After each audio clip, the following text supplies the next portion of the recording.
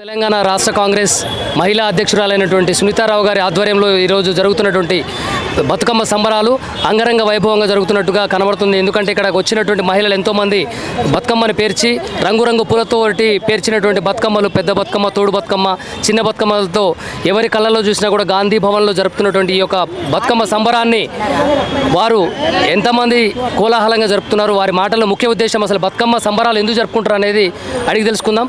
నమస్తే అక్క. నమస్తే. చెప్పండి, మీరు అసలు ఈ బతుకమ్మ సంబరాలు ఎందుకు జరుపుకోవాలి మహిళలు? అమ్మవారిని కొలుస్తాం కదా తమ్ముడు. ఈరోజు విజయవాడ అమ్మవారు చూసినట్టయితే అన్నపూర్ణాదేవి అలంకరణలో ఉన్నారు.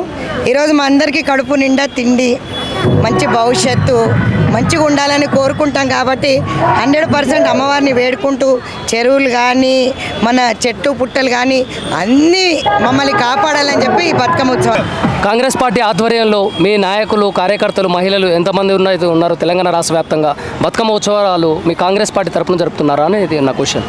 కాంగ్రెస్ పార్టీ అని పార్టీకి ముడిపెట్టకండి తమ్ముడు. బతుకమ్మ ముందు నుంచి చెప్తున్నాం, పార్టీలు పుట్టినప్పటి నుంచి కూడా బతుకమ్మ ఆడుతున్నారు. ఈరోజు కొత్తగా ఆడతలేరు కదా, కాబట్టి అందరూ ఈ దాంట్లో భాగస్వాములై ఈరోజు బతుకమ్మ ఆడేటప్పుడు పార్టీలకు అతీతంగా ఆడతాం.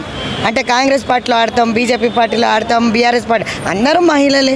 మహిళలందరూ కూడా ఈరోజు అమ్మవారిని ఏ విధంగా కొలుస్తారో మహిళలందరినీ కూడా అదే గౌరవంగా, అదే పద్ధతితోటి ఈరోజు ప్రతి ఇంట్లో ఆ ఆడబిడ్డని చాలా గౌరవించి మంచి సంస్కృతులు, సాంప్రదాయాలు నేర్పుతుంది బతుకమ్మ. కాబట్టి ఇది ఈ విధంగా చేసుకుంటారని చెప్పి ఇప్పుడు నేను నా పిల్లలకి నేర్పుతాను, నా పిల్లలకి నేర్పుతారు. అట్లా జనరేషన్స్ నుంచి ఆడుకుంటూ వస్తున్నారు. కాబట్టి అమ్మవారిని ఏ విధంగా కొలుస్తారో ఆడబిడ్డని కూడా అదే విధంగా ఇంట్లో కొలుచుకుంటాం. కాబట్టి ఖచ్చితంగా ఈ బతుకమ్మ సంబరాలు జరుపుకుంటాం. ఆడబిడ్డని అమ్మవారితో పోల్చారు మీరు.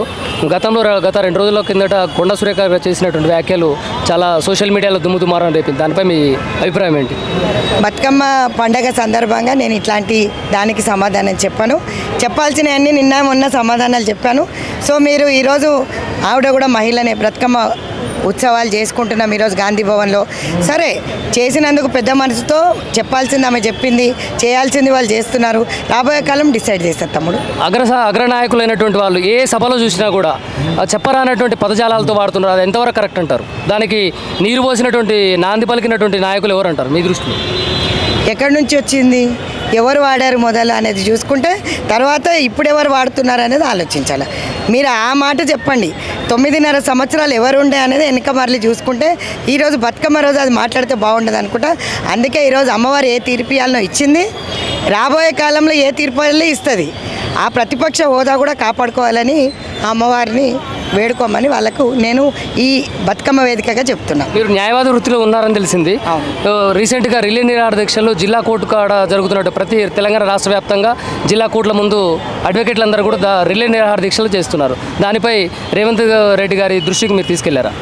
తమ్ముడు, ప్రతి ఒక్కటి వారి సీఎం గారి దృష్టిలో ఉంది, అన్న దృష్టిలో అన్నీ ఉన్నాయి. కానీ ఇది వేదిక కాదు. బతుకమ్మకు సంబంధించి నువ్వు 10 ప్రశ్నలు అడుగు, 100 ప్రశ్నలు అడుగు, చెప్తా. కానీ ఏ సమస్య అయినా కూడా మా ప్రభుత్వం పెద్ద మనసుతో స్వాగతిస్తుంది. అది ఎలా సాల్వ్ చేయాలనేదే చూస్తుంది. అంతకుమించి అంతకన్నా నేనేం చెప్పలేను. చలో పెట్టమని రైట్.